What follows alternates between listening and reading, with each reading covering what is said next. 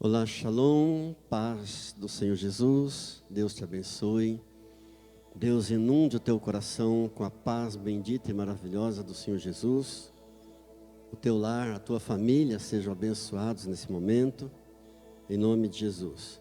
Te convido a tomar a sua Bíblia, por favor, no Salmo de Davi, número 51, verso 1, Salmo 51, verso 1 diz assim: Compadece-te de mim, ó Deus, segundo a tua benignidade, e segundo a multidão das tuas misericórdias. Apaga as minhas transgressões, lava-me completamente da minha iniquidade, purifica-me do meu pecado. Pois eu conheço as minhas transgressões, e o meu pecado está sempre diante de mim. Pequei contra ti somente, e fiz o que é mal perante os teus olhos, de maneira que seria tido por justo no teu falar, e puro no teu julgar. Eu nasci na iniquidade, em pecado me concebeu minha mãe. Eis que te comprazes na verdade, no íntimo, no recôndito, me fazes conhecer a sabedoria. Purifica-me com hisopo, e ficarei limpo. Lava-me e ficarei mais alvo do que a neve. Faze-me ouvir júbilo e alegria, para que exultem os ossos que esmagaste. Esconde o rosto dos meus pecados e apaga todas as minhas iniquidades. Cria em mim, ó Deus, um coração puro e renova dentro de mim um espírito inabalável. Não me repulses da tua presença, nem me retires o teu Santo Espírito. Restitui-me a alegria da tua salvação e sustenta-me com um espírito voluntário. Então ensinarei aos transgressores os teus caminhos, e os pecadores se converterão a ti. Livra-me dos crimes de sangue, ó Deus, Deus da minha salvação, e a minha língua exaltará a tua justiça. Abre, Senhor, os meus lábios, e a minha boca manifestará os teus louvores. Pois não te comprazes em sacrifícios, do contrário, eu te daria. E não te agradas de holocaustos. Sacrifícios agradáveis a Deus são o espírito quebrantado, coração compungido e contrito. Não desprezarás, ó Deus. Faze bem a Sião, segundo a tua vontade. Edifica os muros de Jerusalém. Então te agradarás dos sacrifícios de justiça, dos holocaustos e das ofertas queimadas. Sobre o teu altar se oferecerão novilhos. Aleluia. Graças te damos, Senhor, por esta palavra, por esse momento que o Senhor preparou para nós, de meditação, de reflexão. Tributamos a Ti toda a honra, toda a glória, todo o louvor, toda a nossa gratidão, toda a nossa adoração. Louvado seja o Teu nome, em nome de Jesus. Amém. Amém. Glórias a Deus.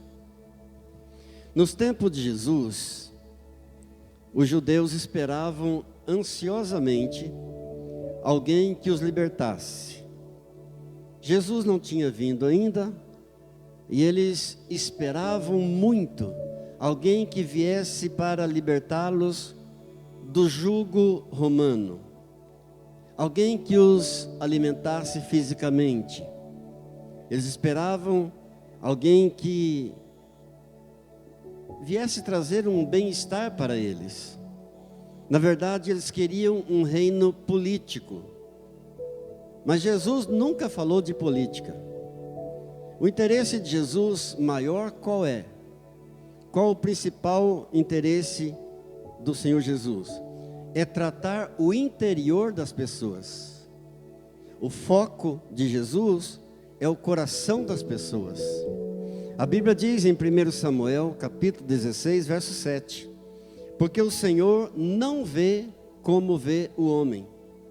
O homem vê o exterior, porém o Senhor vê o coração.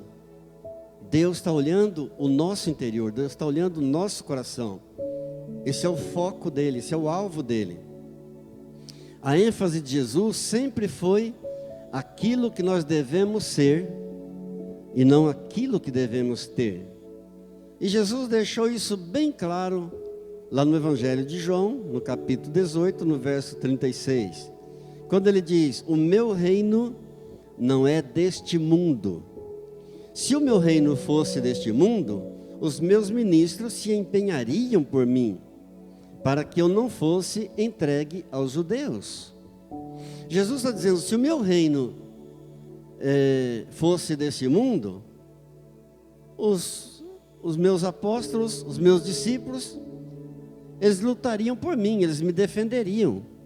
Eles não iriam permitir que eu fosse entregue aos judeus, que eu fosse levado à cruz, que eu fosse crucificado.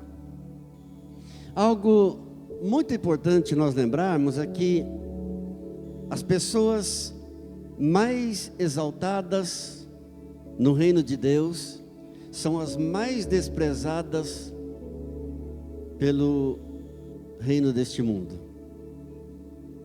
Entendeu? Vou repetir. As pessoas mais exaltadas por Deus são as mais desprezadas pelos homens. Por exemplo, João Batista. A Bíblia diz que João Batista foi o maior homem que já existiu, de todos os homens nascidos de mulher. Foi o Senhor Jesus quem declarou isso, lá em Mateus, capítulo 11, verso 11, que de todos os homens nascidos de mulher, João Batista foi o maior de todos. Agora, se fosse hoje, João Batista estivesse vindo hoje, em nossos dias, certamente ele seria considerado um fanático, certamente ele seria considerado um intolerante, um radical, e com certeza João Batista seria desprezado até por alguns evangélicos. Mas Jesus acrescentou a sua fala de que João Batista foi o maior de todos os homens. Ele acrescentou dizendo o seguinte: mas o menor no reino do céu é maior do que ele. Ou seja, aqui no mundo, aqui na terra, João Batista foi o maior, mas lá no céu, o menorzinho deles é maior do que João Batista. Glórias a Deus, glórias a Deus. E Jesus, em suas pregações, sempre confrontou os religiosos, sempre combateu a religiosidade. Por exemplo, os fariseus, religiosos da época de Jesus. O que era para eles santidade? O que eles tinham na mente como santidade? Santidade para os fariseus era uma mera obediência aos seus antepassados, uma mera obediência à tradição, às tradições da sua religião, dos seus antepassados. Santidade para eles significava manter uma aparência, uma cara de santidade. É mostrar que tudo está bem, quando na verdade, por dentro, tudo está podre. Os fariseus são os campeões das máscaras. Por isso Jesus chamava-os de raça de víboras. Jesus chamava-os também de sepulcros caiados. O que é um sepulcro caiado? Um túmulo bem limpinho, todo pintadinho de cal, todo branquinho por fora, mas por dentro cheio de ossos podres. Assim Jesus comparava os religiosos, os fariseus, e dizia a eles: vocês são como sepulcros caiados. Também os saduceus, uma outra classe de religiosos nos tempos de Jesus. Para os saduceus, a santidade estava no presente. Santidade estava no aqui e agora. Santidade para eles era o modernismo, aquilo que era atual, o liberalismo. E eles eram mestres em interpretar as coisas de acordo com os padrões modernos. Atualidade, esse era o lema deles. Interpretar tudo de acordo com os padrões modernos. Santidade para eles, saduceus, santidade era apenas uma filosofia humana. E havia muitos grupos deles, diferentes. E Jesus foi duro com eles.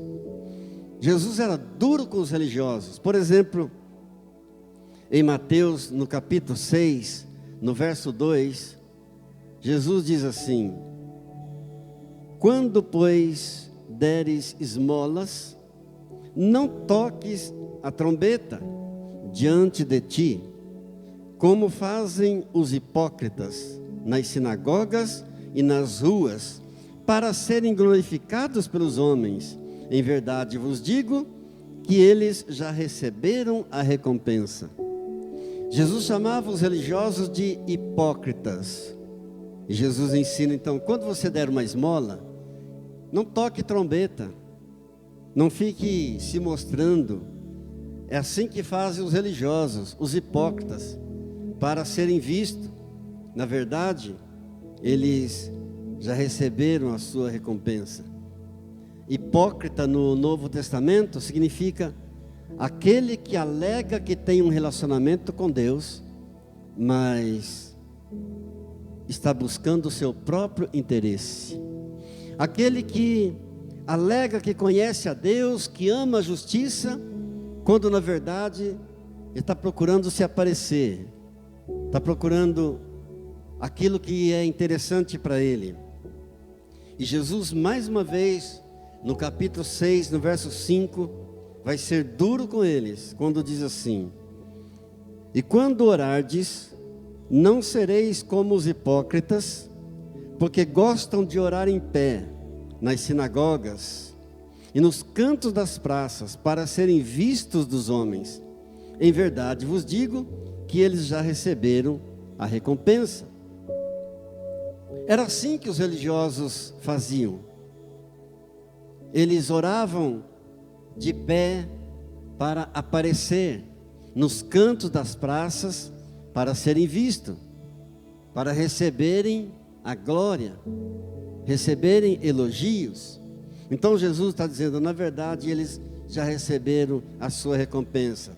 E ainda no mesmo capítulo 6 de Mateus, no verso 16, Jesus diz assim: e quando jejuardes, não vos mostreis contristados, como os hipócritas, porque desfiguram o rosto com o fim de parecer aos homens que jejuam. Em verdade vos digo que eles já receberam a recompensa. Ou seja, Jesus está dizendo, quando você jejuar, não faça como eles, os religiosos. Não faça como os hipócritas, que desfiguram o rosto para mostrar que estão jejuando. Fazem uma aparência de tristeza, para que os outros percebam que eles estão jejuando. Na verdade, já receberam a sua recompensa. E Jesus continua sendo firme com eles, sendo duro com eles, com os religiosos, ainda no capítulo 7 do mesmo Evangelho de Mateus, no capítulo 7, no verso 5. Jesus então diz assim sobre eles: hipócrita, tira primeiro a trave do teu olho, e então verás claramente para tirar o argueiro do olho do teu irmão. O que Jesus quer dizer com isso? Hipócrita, tira primeiro a trave do teu olho, para depois então você poder tirar o argueiro do olho do teu irmão. A trave seria um travessão, um travessão enorme, grosso, comprido. O argueiro seria uma bagatela, uma ninharia, um ciscozinho qualquer. Então, Jesus está dizendo, você não tira a trave que está no teu olho, o travessão que está no teu olho, e você quer tirar o cisco que está no olho do teu irmão? Queridos, na questão do pecado, ninguém pode se achar. Nessa questão do pecado, ninguém pode se achar melhor do que ninguém. Porque a palavra de Deus é muito clara em Romanos, capítulo 6, verso 23, quando diz, com efeito, todos pecaram.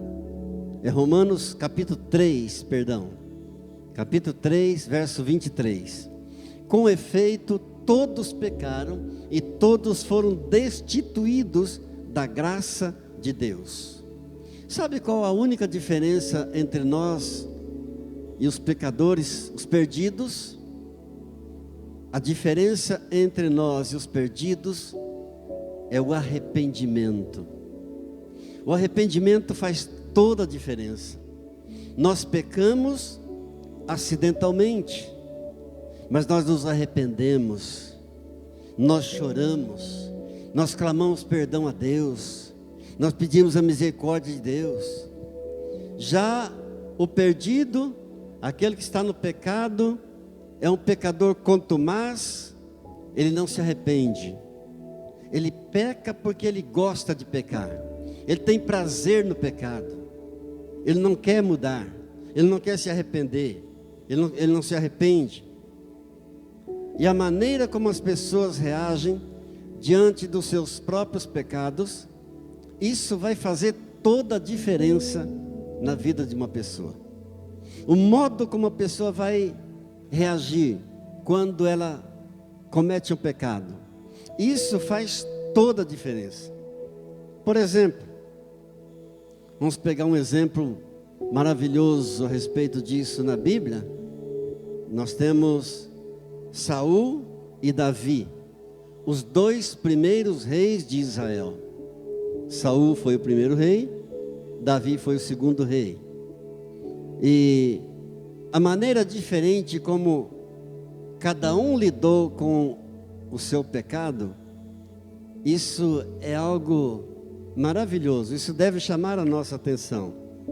Precisamos prestar bem atenção a isso. Ambos eram homens humildes, tanto Saul como Davi. Ambos eram fiéis quando foram escolhidos para serem reis. Ambos reinaram muito bem. Os dois fizeram um bom governo, pelo menos no início. Como dizem por aí, no início tudo são flores. E infelizmente o pecado entrou na vida dos dois. Só que eu queria que você atentasse bem a maneira como cada um lidou com o seu pecado. Um terminou super mal, terminou a sua vida se suicidando. O outro terminou a sua vida super bem, terminou a sua vida com o seu nome registrado nas Sagradas Escrituras como um homem segundo o coração de Deus. Olha que coisa gloriosa. Não seria maravilhoso se você pudesse ter o seu nome também registrado nas Sagradas Escrituras como sendo um homem ou uma mulher segundo o coração de Deus? Já pensou que privilégio? Olha que coisa mais antagônica, olha que contraste violento entre um e outro. Um terminou sua vida super mal, tirando sua própria vida. Saul se lançou sobre uma espada, se suicidou. Davi terminou sua vida de uma forma maravilhosa. Um homem segundo o coração de Deus. Por causa de quê? O que é que fez toda a diferença entre um e outro? A maneira com que cada um lidou com o seu pecado.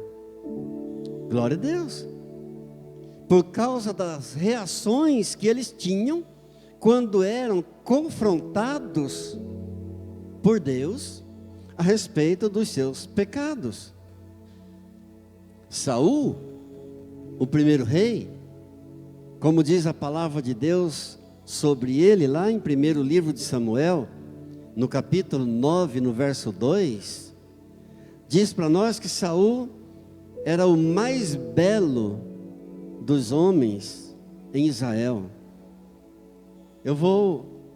Faço até questão de ler para você, primeiro livro de Samuel, no capítulo 9, no verso 2, diz assim: havia um homem de Benjamim, que tinha um filho, versículo 2, tinha um filho, cujo nome era Saul, moço e tão belo, que entre os filhos de Israel, não havia outro mais belo do que ele. Desde os ombros para cima, sobressaía a todo o povo. Note, a Bíblia está dizendo que Saul era o mais belo, o jovem mais bonito em Israel. Ele era de uma família militar. Ele cuidava dos animais do seu pai.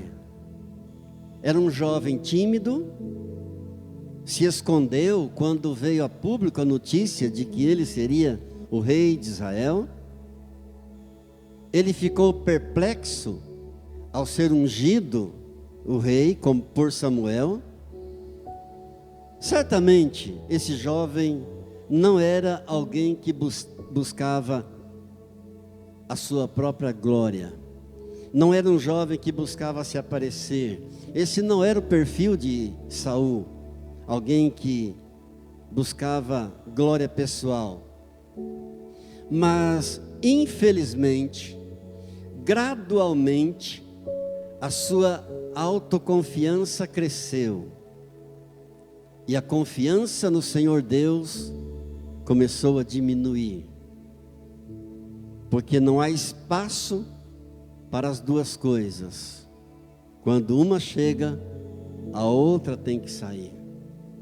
A autoconfiança dele chegou e começou a crescer.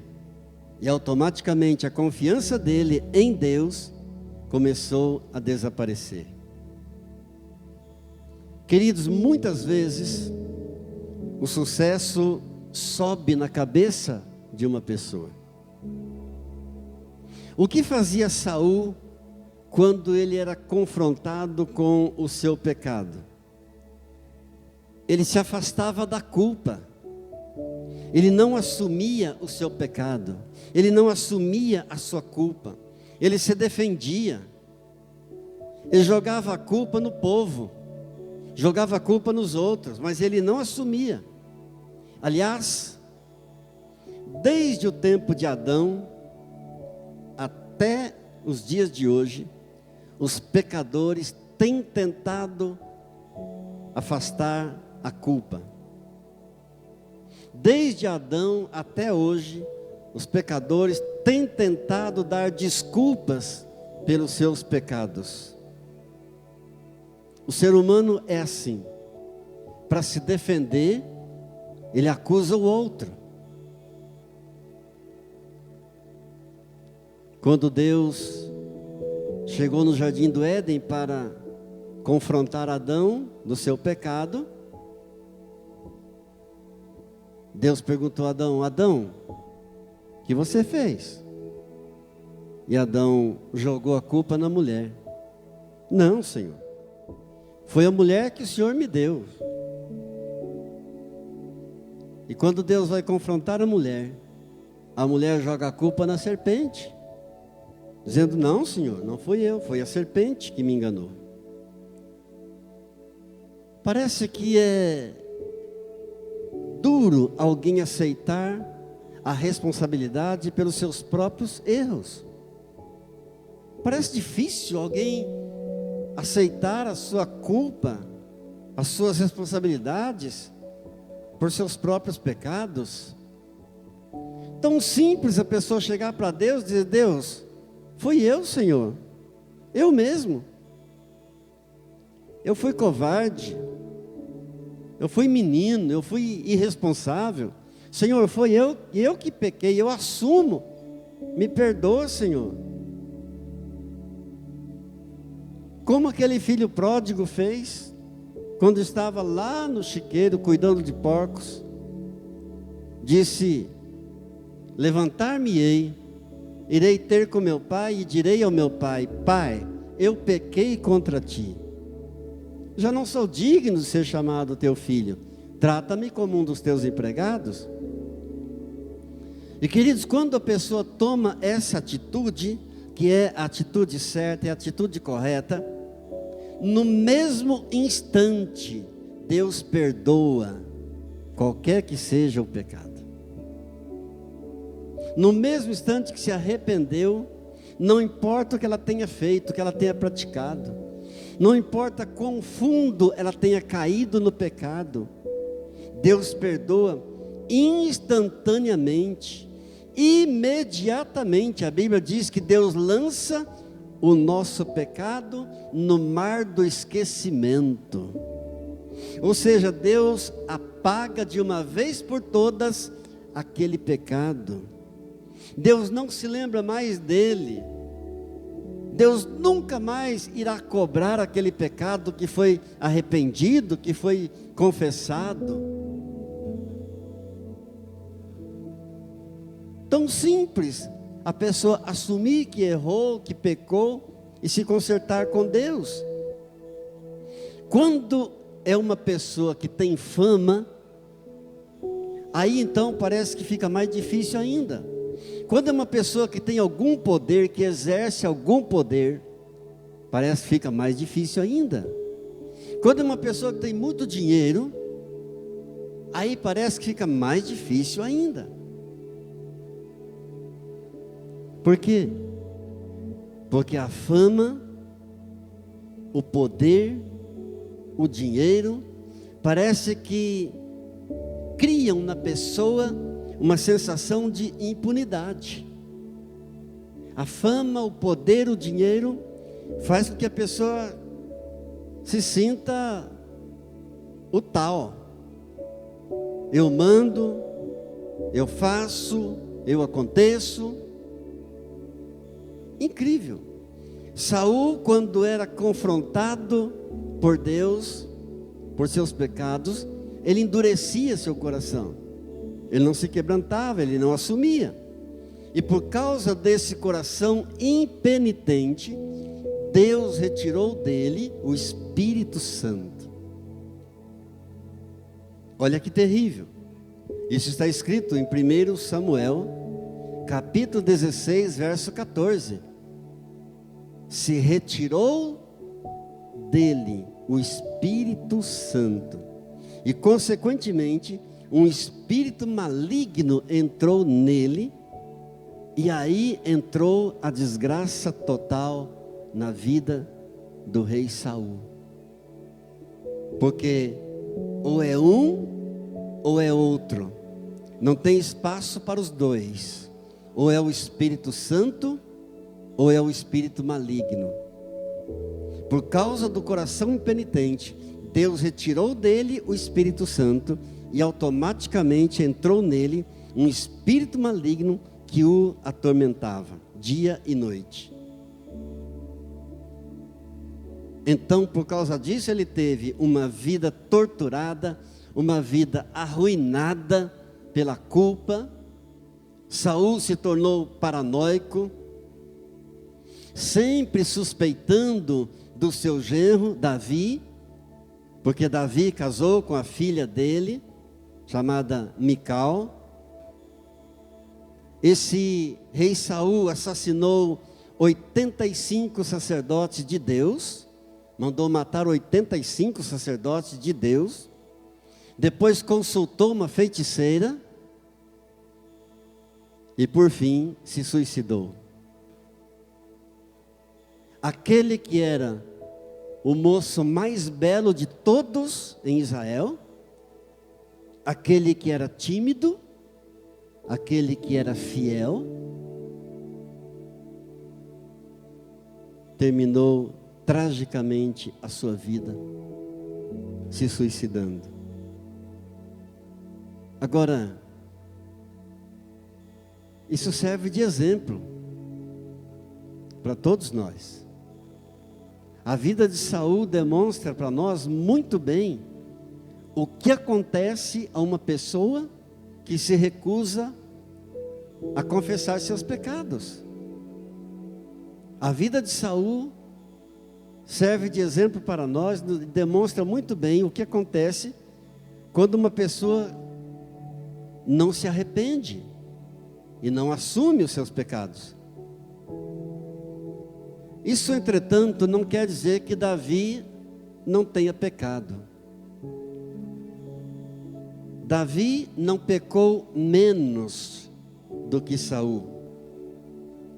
Pelo contrário, Davi também mergulhou nas águas sujas do pecado. O rei Davi adulterou com a vizinha Batseba. A vizinha engravidou dele. Ele tentou dar um jeito de esconder a gravidez, mas a Bíblia diz que não há nada que fique oculto, não há nada escondido, não passa nada aos olhos de Deus, tudo vem às claras. E a gravidez da mulher também veio às claras. E ele então, frustrado, mandou matar o marido da mulher, mandou matar Urias, marido de Batseba, tomou Batseba por sua esposa, e Deus enviou o profeta Natã para advertir Davi, para dizer para ele que Deus iria punir duramente por causa de seus pecados terríveis. A criança, fruto daquele pecado de adultério, por fim ela morreu. A espada nunca se afastaria da família de Davi. Suas próprias concubinas seriam violentadas à vista de todos. Tudo isso está descrito no segundo livro de Samuel, no capítulo 11 e no capítulo 12. Eu estou resumindo para vocês. Até este ponto, Saul e Davi eram iguais. Até aqui, nenhuma diferença entre os dois.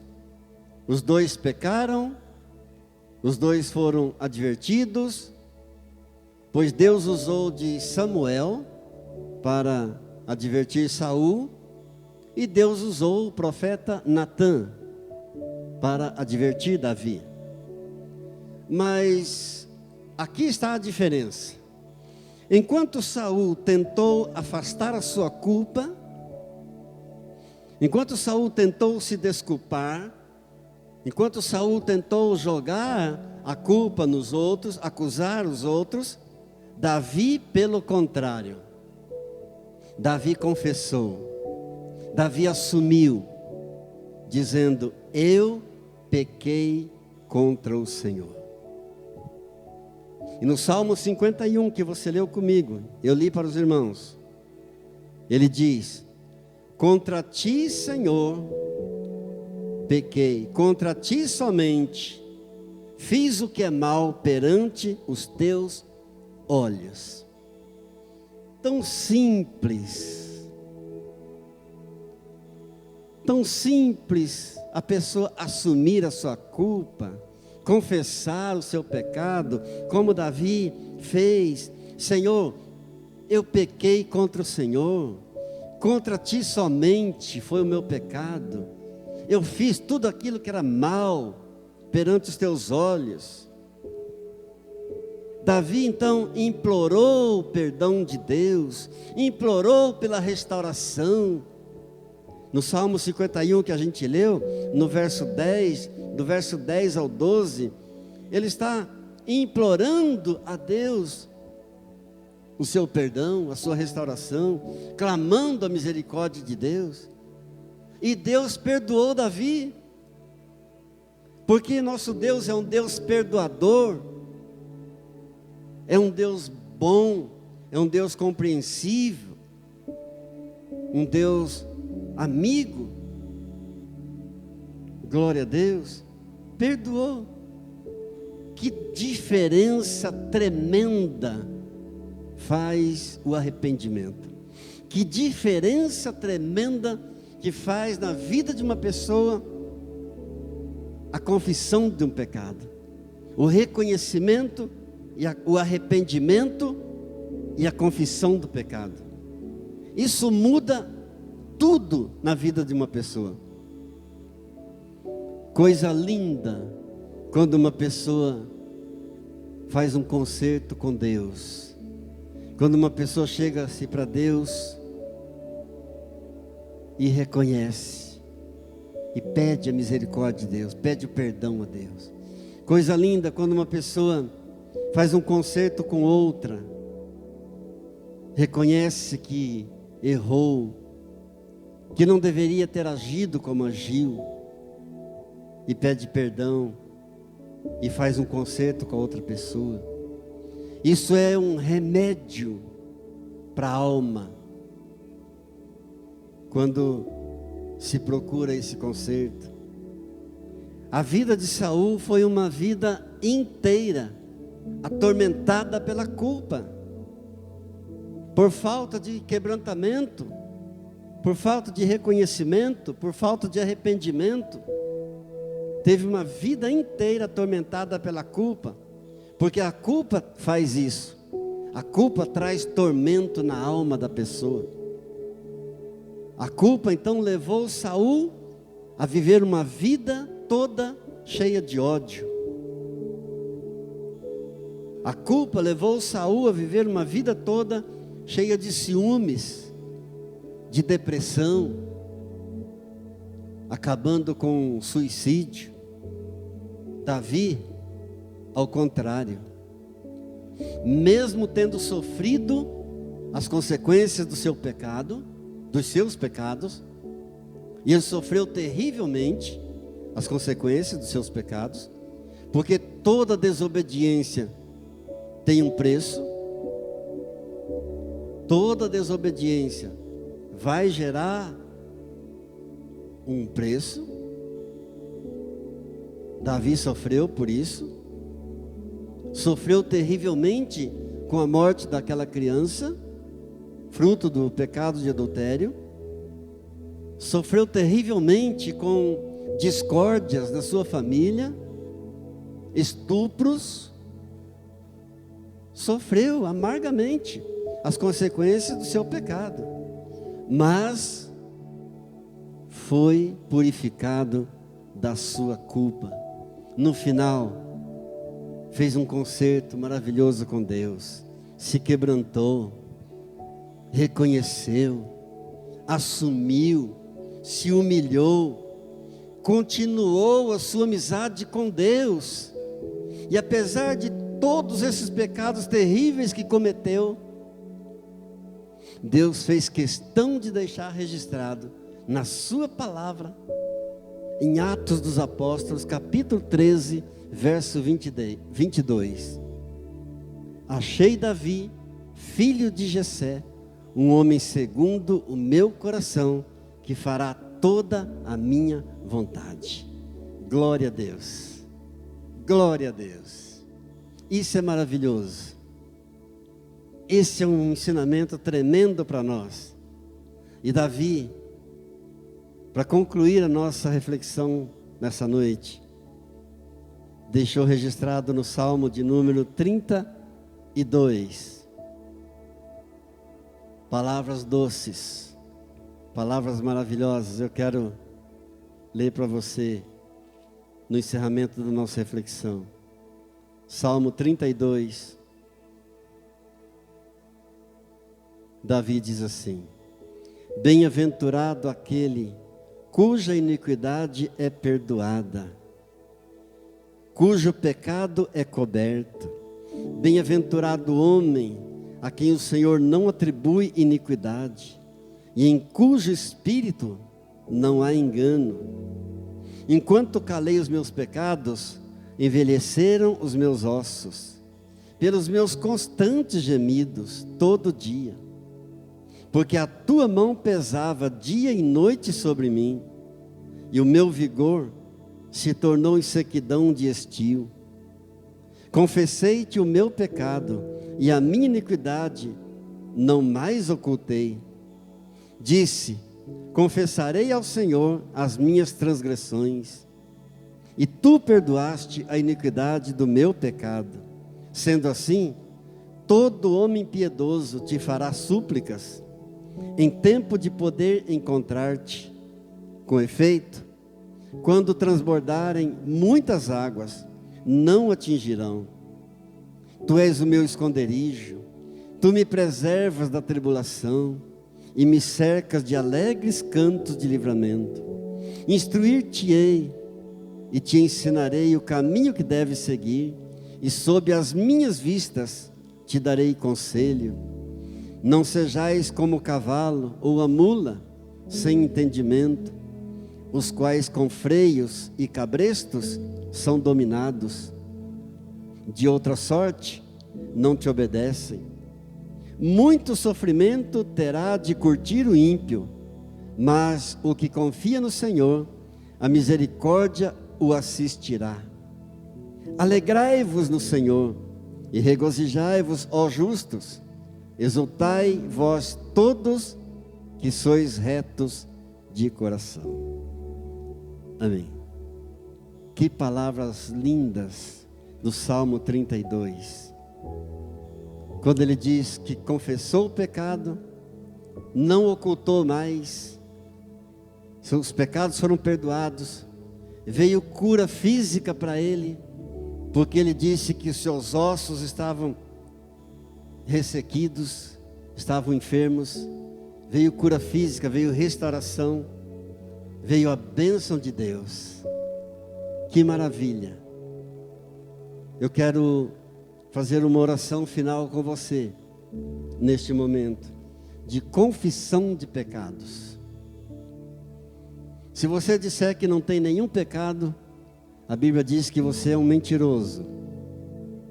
A Bíblia diz que todos nós pecamos.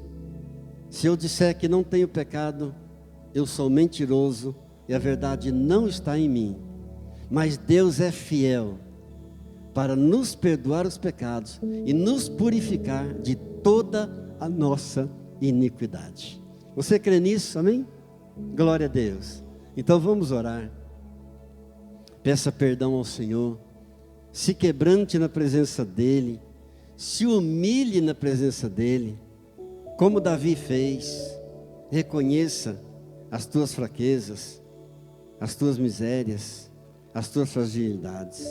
Senhor meu Deus e meu Pai, a tua palavra está dizendo aqui para nós, que é bem-aventurado aquele que tem os seus pecados perdoados. Oh Deus querido, muito obrigado, Senhor. É bem-aventurado aquele a quem o Senhor não atribui nenhuma culpa. É bem-aventurado aquele homem, aquela mulher, em cujo espírito não há nenhum engano. Senhor, enquanto Davi calou os pecados, os ossos dele se envelheceram, pelos gemidos constantes todo dia. Oh Deus querido, a mão do Senhor pesava sobre ele dia e noite, e até o vigor dele, até a força dele, virou sequidão de estio. Mas quando ele confessou, quando ele se arrependeu, quando ele se quebrantou, oh Deus querido, o Senhor perdoou. O Senhor apagou todas as transgressões. Muito obrigado, Senhor. E Ele diz que assim será a todo homem que agir dessa maneira, a todo homem piedoso, todo aquele que fizer súplicas ao Senhor. Por isso, nesta noite, nós nos humilhamos diante de Ti, reconhecendo os nossos pecados, as nossas fraquezas, Senhor. Oh Deus querido, tenha misericórdia de mim. Eu reconheço que sou falho, miserável pecador, sou fraco, Senhor.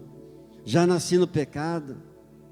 Oh Deus, reconheça a dureza do meu coração, reconheça a falta de perdão que muitas vezes, Senhor, eu tenho para com os meus irmãos. Oh Deus, mas quero te dizer nessa noite que eu me arrependo amargamente de ter pecado contra o Senhor somente. Fiz o que é mal. Senhor, eu tomo posse nessa noite do Teu perdão, da Tua misericórdia sendo derramada sobre mim agora. Senhor querido, é o Senhor que me instrui no caminho que eu devo andar. Ensina-me, Senhor, ajuda-me, Senhor. Não quero ser teimoso, não quero ser como o cavalo, como a mula que não tem entendimento, diz a Tua palavra. Não quero ser como o animal que só obedece através dos freios. Oh Deus, muito obrigado, Senhor. Muito obrigado, Jesus. O ímpio há de enfrentar muito sofrimento, mas o justo é abençoado. A misericórdia do Senhor vem e assiste a todo justo, todo aquele que se quebranta e se humilha. Por isso, Senhor, me alegro na Tua presença. Me alegro, ó Deus, pelo Teu perdão. Te agradeço, Senhor, por Tua misericórdia derramada sobre a minha vida neste momento, em nome de Jesus. Amém. Amém. Deus é bom. Glória a Deus. E a Sua misericórdia dura para sempre. Eu quero orar por você. Fiquemos de pé. Eu quero profetizar sobre a tua vida, sobre a tua casa, sobre a tua família. Eu quero orar pelos dizimistas fiéis, pelos ofertantes fiéis. Eu quero orar pelos enfermos. Se alguém com alguma enfermidade, ou na alma, ou no físico, eu quero clamar a Deus por você, nesse momento, em nome de Jesus. Pai, eu te dou graças por essas vidas aqui presentes. Eu te dou graças porque o Senhor mesmo nos trouxe até aqui. O Senhor mesmo nos conduziu até aqui. Senhor, eu quero orar e abençoar cada lar, cada família aqui representada, profetizando um novo tempo, tempo de bênção, de alegria, de paz, de comunhão, de restauração, novas oportunidades, novas portas se abrindo, novas perspectivas. Muito obrigado, Senhor. Eu quero orar e abençoar cada dizimista fiel, cada ofertante fiel, que tem sustentado a casa do Senhor, com seus dízimos e ofertas. Eu quero orar por alguém que esteja enfermo nesse momento, por essa pessoa que está clamando ao Senhor pela restauração da sua saúde. Em nome de Jesus, eu libero a palavra de bênção, de cura completa, no corpo, na alma e no espírito, e profetizo a salvação, em nome de Jesus. Diga graças a Deus. Amém? Que a graça do Senhor Jesus, o amor do Pai e a comunhão do Espírito Santo seja sobre a tua vida, sobre a tua casa e a tua família, hoje e sempre. Amém. Shalom.